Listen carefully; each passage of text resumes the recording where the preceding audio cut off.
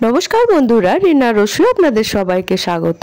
আজকে আবার আপনাদের সামনে হাজির হলাম নতুন একটা রেসিপি নিয়ে, ডালিয়ার উপমা। সকাল বা বিকেলের জলখাবার হিসাবে এই ডালিয়ার উপমা খেতে ভীষণই ভালো এবং স্বাস্থ্যকর, পুষ্টিকর। শীতকালের বিভিন্ন রকমের সবজি দিয়ে ডালিয়ার উপমা খেতে ভীষণই উপাদেয়। তাহলে চলুন দেখে নেওয়া যাক আমার এই ভিডিওটিতে কিভাবে ডালিয়ার উপমা তৈরি করে থাকি। ভিডিওটি প্রথম থেকে শেষ অবধি দেখার অনুরোধ রইল। ডালিয়ার উপমা তৈরি করার জন্য এখানে নিয়েছি 1 কাপ ডালিয়া। এবার এই ডালিয়াটাকে আমি খুব ভালোভাবে ধুয়ে নেব।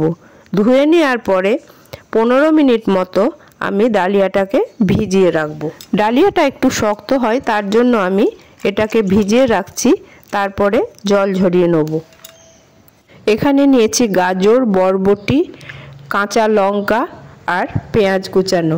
এখানে আমি 4টে কাঁচা লঙ্কা নিয়েছি আর একটা বড় সাইজের পেঁয়াজ, আর নিয়েছি সবুজ মটর। এটাকে আমি রাত্রে ভিজিয়ে রেখেছিলাম, তারপরে প্রেসার কুকারে 3-4টে সিটি দিয়ে নিয়েছি, নাহলে শক্ত হয়ে থাকবে। গ্যাসের মধ্যে আমি একটা কড়াই বসিয়ে দিয়েছি, তার মধ্যে দিয়ে দিলাম অল্প একটুখানি ঘি। ঘিটা গরম হলে পরে আমি এবার ডালিয়াটাকে ভালোভাবে ভেজে নেব। মিডিয়াম আঁচে ডালিয়াটাকে 5 থেকে 6 মিনিট ভালো করে ভেজে নিতে হবে।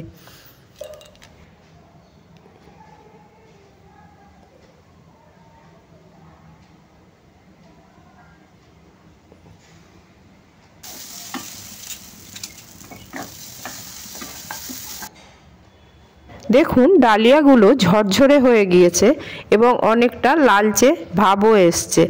আর একটুখানি ভেজে নিয়ে ডালিয়াটাকে আমি অন্য একটা পাত্রে ঢেলে রেখে দেব।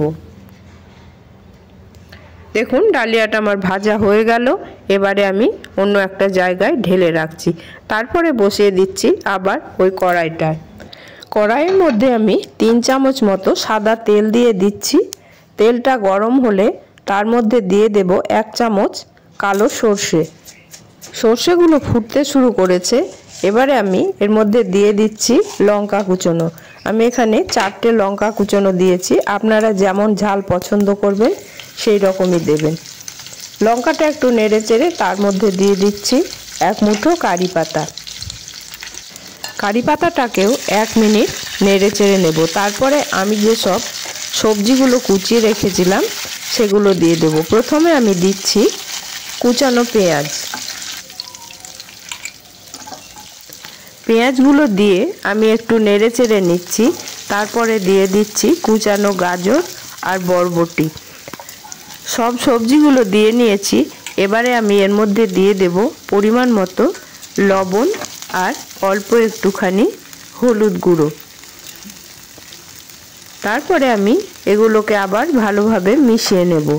সবুজ মটরটা আমি আগে থেকে সেদ্ধ করে রেখেছিলাম, এবারে আমি সেটা দিয়ে দিচ্ছি।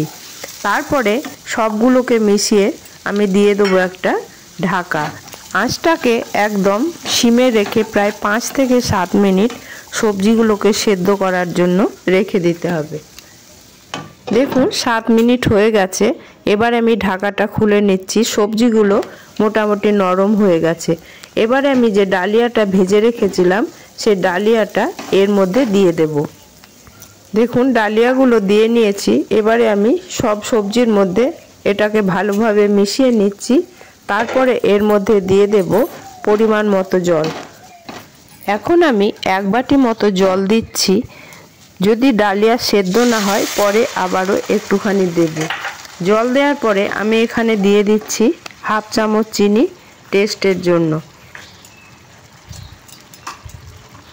আবারও আমি একটা ঢাকা দিচ্ছি। গ্যাসটাকে লো টু মিডিয়ামে রেখে 5 মিনিট রান্না হতে দেব। 5 মিনিট হয়ে গেছে। এবার আমি ঢাকাটা খুলে নিলাম। দেখব ডালিয়াগুলো সেদ্ধ হয়েছে নাকি। দেখুন মনে হচ্ছে ডালিয়াটা আর একটু সেদ্ধ হবে, তার জন্য আমি এখানে আরও 1/2 বাটি জল দিয়ে দিচ্ছি।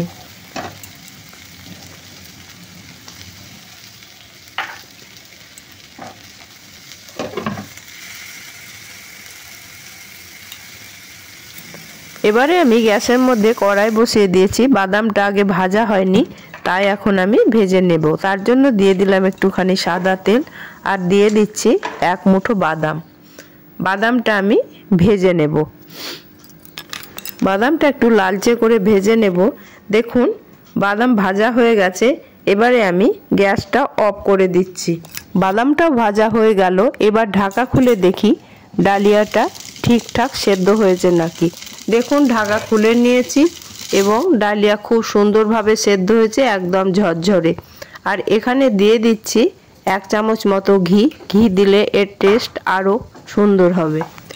এই ডালিয়ার উপমা খেতে যত সুস্বাদু ততটাই পুষ্টিকর এবং স্বাস্থ্যকর।